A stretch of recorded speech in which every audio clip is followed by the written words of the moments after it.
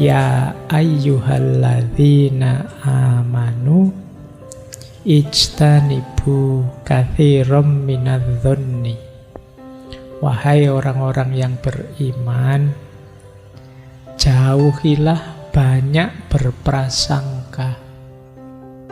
Inna ba'dadh-dhonni ismun. Sesungguhnya sebagian dari prasangka itu dosa. Ya mungkin ini kalau di banyak tafsir yang dimaksud sebagian dari prasangka itu dosa ya. Kalau kita berprasangka baik ya tidak. Kalau kita berprasangka buruk pada orang baik itulah dosa namanya. Wala tajassasu, jangan mencari-cari keburukannya orang. Wala yaghtab ba'dukum ba'duh. Dan jangan saling menggibah, jangan saling menggunjing. Ini menarik, ini 3 rangkaian perbuatan buruk jadi satu, karena memang biasanya gandeng. Orang itu kalau sudah berprasangka buruk, biasanya terus tajassus, nyari-nyari jeleknya. Kalau sudah dapat jeleknya, terus dipakai bahan ghibah. Makanya di ayat itu setelah melarang kita banyak berprasangka, kita dilarang tajassus. Dilarang neliti-neliti salahnya apa pada saudara-saudara kita. Nah, kalau hari ini kan mungkin caramu neliti kan kamu melacak jejak digitalnya. Wah, ini kemarin pernah posting apa? Wah, dulu ngomong apa, sekarang ngomong apa. Kita teliti sampai detail. Itu namanya tajassus. Kalau dalam agama termasuk perbuatan tercela. Nah, setelah tajassus mencari-cari kesalahan, biasanya lanjut dengan ghibah. Wah, jadi bahan ngerumpi, bahan gosip. Kalau yang tentang gini-gini saya tidak menguraikan panjang, kalian sudah biasa. Jadi uraiannya di pengalamanmu masing-masing sudah. Apa itu prasangka, apa itu tajassus, apa itu ghibah. Nah, sekarang kita masuk ke teori-teori filosofi-filosofi dan beberapa wawasan psikologis tentang prasangka. Bismillah, nah ini belajarnya sekarang. Prasangka kalau dalam bahasa Inggris prejudice. Ada yang bilang akar katanya dari bahasa Latin prejudicium, yang artinya ketika kita menilai, memutuskan berdasarkan pengalaman sebelumnya. Itu namanya prejudicium. Pre itu kan sebelum. Nah, judicium itu menilai. Cuma ini maksudnya misalnya kemarin minggu lalu takmir itu ngasih saya air putih. Nanti mesti juga air putih lagi. Berarti saya harus siap-siap bawa kopi sendiri misalnya. Nah, ini namanya dinilai berdasarkan pengalaman yang kemarin. Ini makna harafiahnya dari sisi kata-katanya. Tapi secara umum prasangka itu didefinisikan sebagai pandangan atau penilaian secara negatif terhadap seseorang atau sekelompok orang. Yang jadi kunci namanya terus prasangka itu kalimat yang belakang ini, tanpa dasar faktual atau pengalaman yang aktual. Jadi kamu memandang seseorang atau sekelompok orang dengan negatif, tapi tidak ada dasarnya, tidak ada faktanya, tidak berdasarkan pengalaman aktual kita. Itulah prasangka. Secara umum memang dipandang negatif. Jenisnya banyak, mungkin karena kita berprasangka buruk itu karena afiliasi politiknya seseorang, mungkin beda partai, atau karena beda gender, mungkin karena beda agama, beda ras, beda etnis, beda budaya, beda warna kulit, beda Saya tidak tahu kok tiba-tiba itu ada masuk beda kecantikan. Ya mungkin saja kan antara yang cantik dan tidak cantik saling berprasangka. Nanti yang tidak cantik bilang mentang-mentang cantik, paling itu oplas itu. Nah, itu prasangka kan sekarang banyak yang begitu ya. Atau yang cantik berprasangka pada yang buruk, Allah padune iri sama saya. Saling berprasangka. Bisa. Jadi dasarnya bukan fakta. Jadi kok tiba-tiba tadi kita nuduh oplas, dari mana kok ngerti oplas? Ya enggak tahu sih, kira-kira saja biasanya begitu. Itu yang disebut prasangka.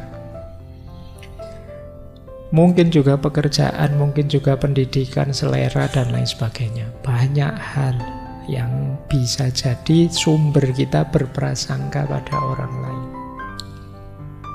Kadang-kadang banyak sekali kita prasangkai orang-orang sekeliling kita sampai kita capek sendiri. Nanti kita lihat ya, mengapa bisa begitu prasangka itu. Nah, prasangka itu ya meskipun nanti ada prasangka baik, prasangka buruk, tapi secara umum istilah prasangka itu konotasinya negatif. Malam hari ini kita bahas yang negatif dulu ya. Kalau yang positif teman-teman paham lah sudah. Insya Allah mudah. Ya tak kasih contoh sederhana yang positif itu misalnya. Ini kapan-kapan kita bahas. Husnudzon. Versi sufistik misalnya. Ada tuntunan dari Syekh Abdul Qadir Jailani yang beliau nuntun kita untuk berhusnudzon pada siapapun dengan cara mengambil sudut pandang positif ketika kita bertemu siapapun. Beliau bilang gini misalnya, kok ketemu orang pinter, orang alim, nah mari kita baca bahwa dia lebih tinggi dari saya. Tentu saja dia orang alim, sementara saya orang biasa. Mesti dia amalnya lebih banyak, wong dia pinter. Nah ini prasangka baik. Kok ketemu orang yang kurang berilmu, kita lebih berilmu dari dia. Ya kita membacanya, wah kalau dia melakukan dosa karena tidak tahu, sementara saya kadang-kadang melakukan dosa padahal saya tahu ilmunya. Nah ini sudut pandang positif lagi. Ketemu anak kecil, kita bilang, wah enak ya anak kecil itu dosanya masih sedikit, dosa saya masih banyak. Ketemu orang tua, wah orang tua ini amalnya mesti sudah banyak, sementara saya sampai usia sekian amalnya masih belum seberapa.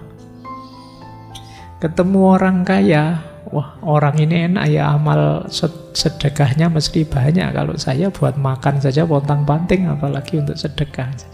Jadi kita ngambil sudut pandang yang tidak menjelekkan orang. Ini untungnya dua, selain husnudzon, jadinya kita tidak sombong, tidak merasa lebih tinggi.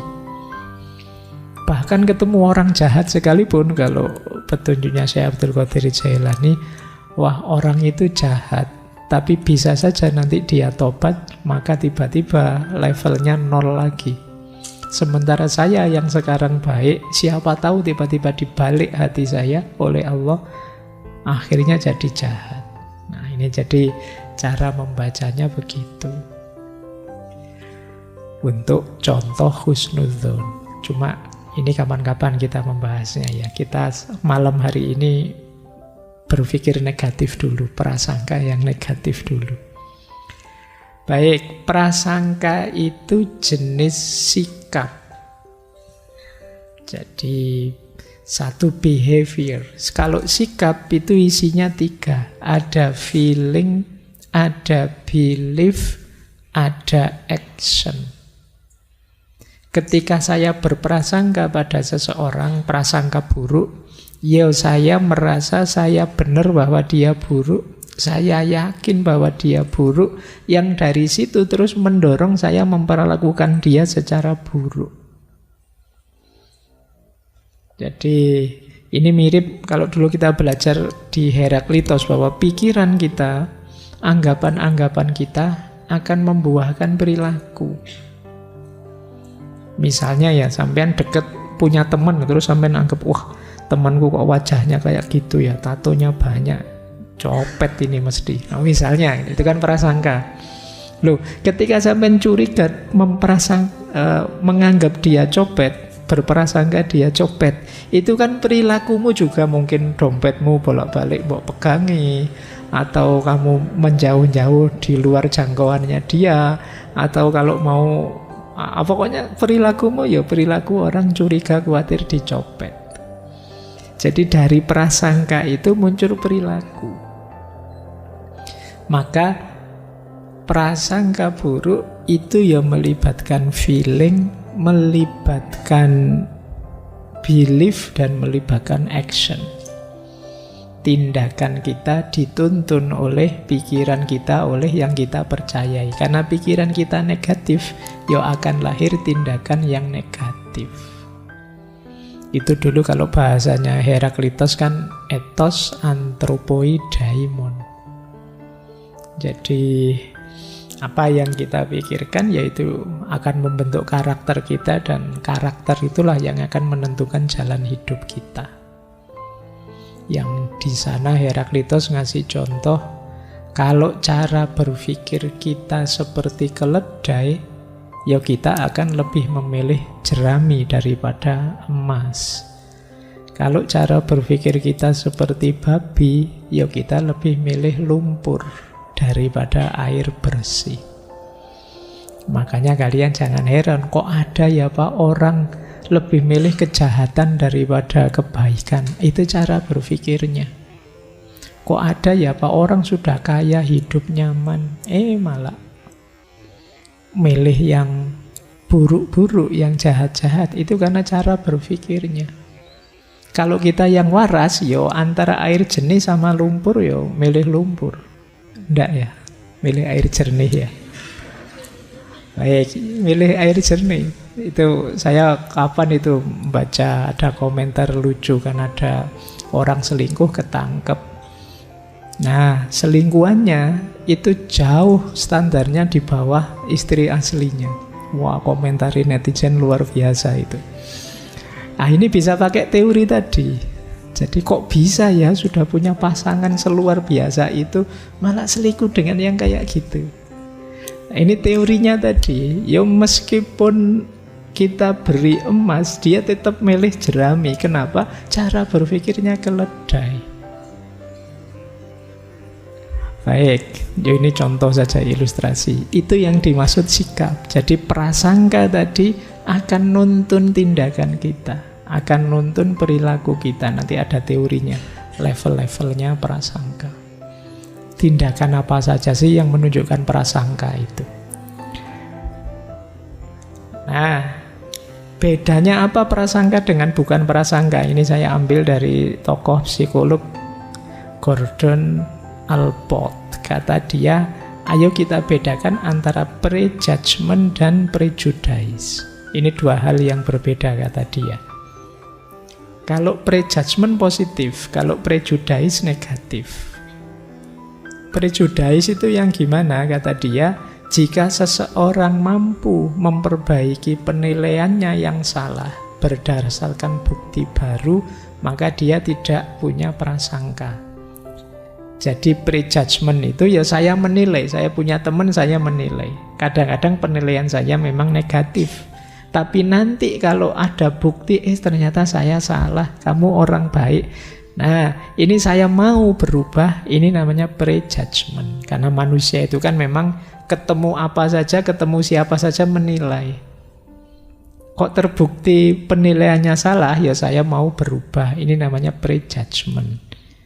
Tapi kalau prasangka tidak. Kalau prasangka itu meskipun ada bukti yang berlawanan dengan anggapannya, dia tetap tidak mau berubah.